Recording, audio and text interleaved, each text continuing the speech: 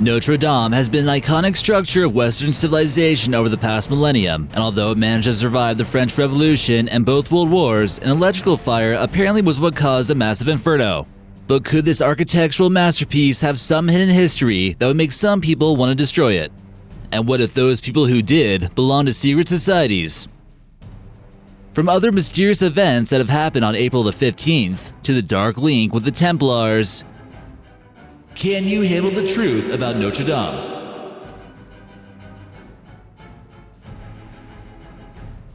Before we get today's video started, make sure you smash that subscribe button and ring the bell for notifications on our new uploads. Number 12. Notre Dame de Paris.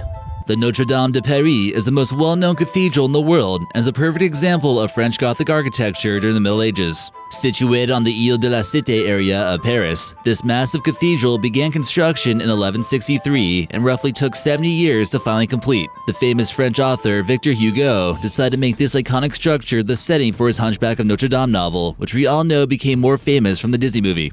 Due to its religious imagery in the heart of Paris, it suffered damage from vandalism by the French Protestants in the past, as well as by rowdy crowds of the French Revolution.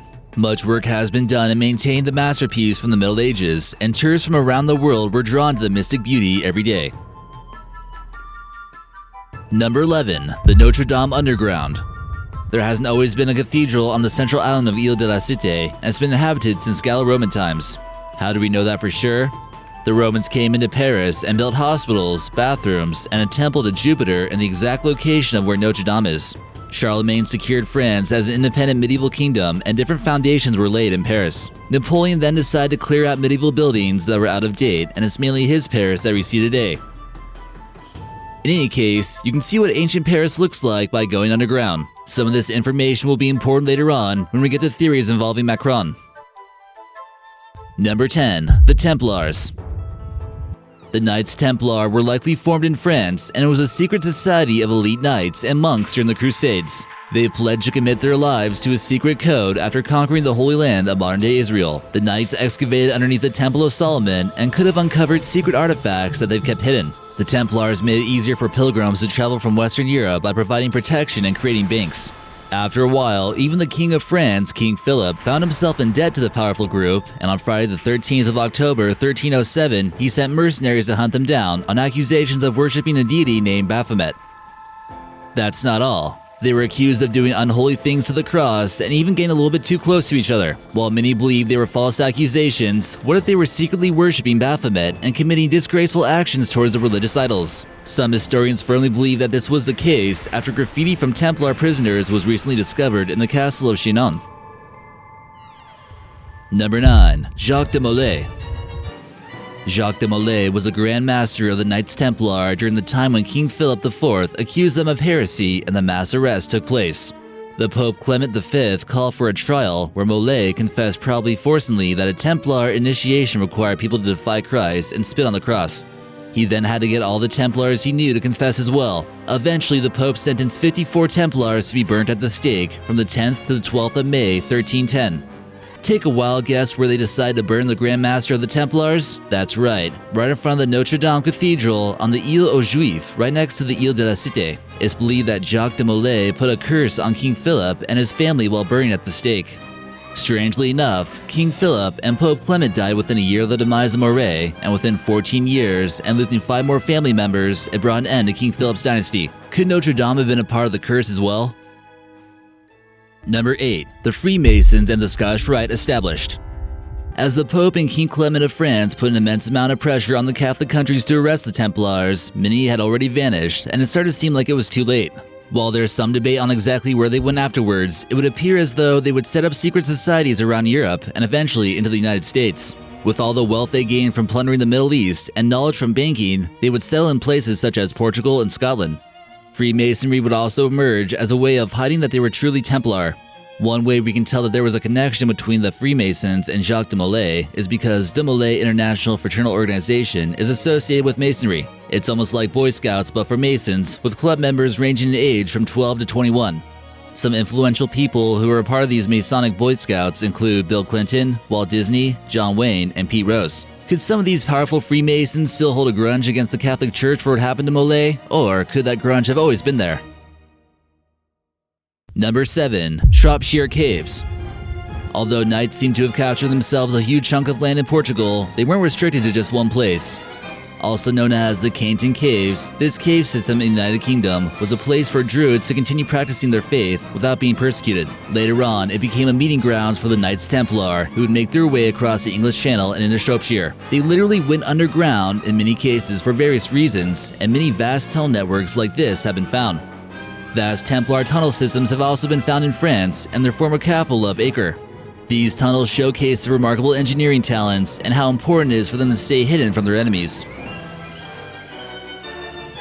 Number 6. Saint-Sulpice Fire. Before the fire at Notre Dame, just weeks before, another extremely important historical landmark in France was set ablaze. Saint-Sulpice is the second largest cathedral in Paris after Notre Dame. One of the more mysterious things about this place is what's known as the gnomon, which is an astronomical device used to cast a shadow on the ground, which determines the true date of Easter. Traditionally, Easter is held on the first Sunday after the full moon after a vernal equinox. The fire seemed to happen at Sulpice around Easter time as well. Saint-Sulpice was once home to many wealthy priests who were once known as Sulpicians. They didn't take the vow to not own property and had to move to the New World in order to live safely. They essentially became their own secret society in Canada that would have rivaled the Templars. In any case, Saint-Sulpice would have certainly been a target as well if the Templars were on a mission.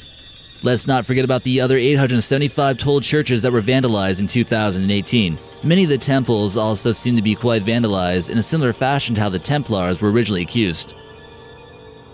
Number 5. Emmanuel Macron. France has always been known for being an important place for the New World Order to set up their operations, with one of the official languages of the United Nations being French. Freemasonry in France has been known since the French Revolution, and even the guy who invented the guillotine was known as a Freemason. It would continue to exist through the time of Napoleon, and here we see Napoleon given a Masonic pose with his hand in his jacket. Nathan Rothschild also funded against Napoleon, and then Napoleon even borrowed more money from the Rothschilds in order to make an escape from his exile in Elba. Nathan Rothschild became a Freemason in London, while members of the family followed the lead. What's all this got to do with Macron?